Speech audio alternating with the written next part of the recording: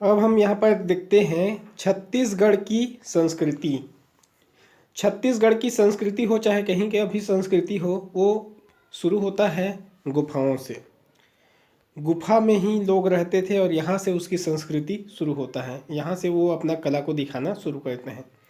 तो गुफा गुफा वहीं पर होता है जहाँ पहाड़ होता है, इसलिए वहाँ पर जलप्रपात और झरने भी पाया जाता है। आज के लिए यही हमारे लिए पुरातात्विक या पर्यटन स्थल बन गया है। यही जो जलप्रपात है वो हमारे लिए पुरातात्विक स्थल हुआ है आज के लिए, क्योंकि पहले यहीं पर हमारे पूर्वज रहते थे। पर्यटन और पुरातात्विक स्थल इसलिए बन गया है क्योंकि वहाँ पर शिल्पकला के कई नमूने हमको दिखाई दिए हैं, जो इनके अनुपम योगदान और अनुपम योग्यता को दर्शाता है। ऐसे कई शिल्प बनाए हुए ऐसे स्थलों पर प्राप्त हुए हैं। इतना ही नहीं, ये तो शिल्प था, वहाँ पर गुफा में चित्र भी कई बनाए हुए देखा गया है। गुफाओं में लोगों ने कई चित्र बनाए थे। इतना इंटरेस्ट थे जो वो करके आते थे, जो उस शिकार करके आते थे या कुछ भी कोई अनोखा काम करके आते थे, तो वो अपना चित्र बनाते थे। उसमें जो भी देखते थे शिकार का जो चित्र था उसको बनाते थे। साथ ही साथ वो चित्र बनाने तक ही सीमित नहीं रहते थे, वो एक दूसरे से उसको बताते भी थे। तो बताते थे इसलिए बोली और भाषा का विकास होना शुरू हो गया। एक दूसरे को अपने ज्ञान को, अपने अनुभव को बताना, इससे बोली भाषा बनने लगा। बोली भाषा बनने लगा, लोग एक दूसरे को कुछ परिचय देने लगे। ऐसे में लोगों को लगा कि अच्छा सुंदर दिखा जाए, ताकि लोग उनका उसी भाषा जो सीखा है उस पर उसको तारीफ करे। तो आभूषण बनना फिर शुरू हो गया। छत्तीसगढ़ में कई एक से एक आभूषण फिर पहनना शुरू हुआ। आभूषण पहनने के साथ साथ ये भी है कि लोगों को अच्छे अच्छे खिलाने से भी उनकी बड़ाई होगी, ये सोचकर बहुत से खाने के चीज़ें भी बनाने लगे, पकवान बनाने लगे, ताकि आभूषण तो शरीर के सुंदरता के लिए है, उससे तारीफ मिलेगा और अच्छा खिलाएंगे तब भी तारीफ मिला, ये सोच के पकवान भी बनना शुरू हो गए। जब पकवान खाते थे तो लोगों के मुंह से अपने आप गीत निकल आते थे उसके स्वाद को देखकर, तो गीत बनने लगा। गीत बनने के साथ साथ लोग गीत को सुनकर नाचने लगते, बजाने लगते। ऐसे करके नाच गाना और बजाने के वाद्य यंत्र बनना शुरू हो गया।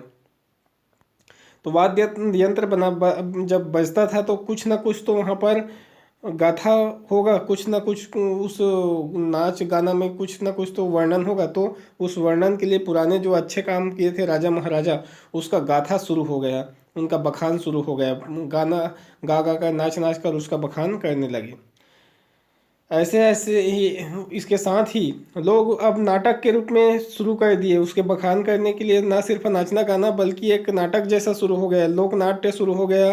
रहस गम्मत नाचा के माध्यम से लोगों को उनके जो कहानी है उसको बताने के लिए अब लोग नाटक करने लगे।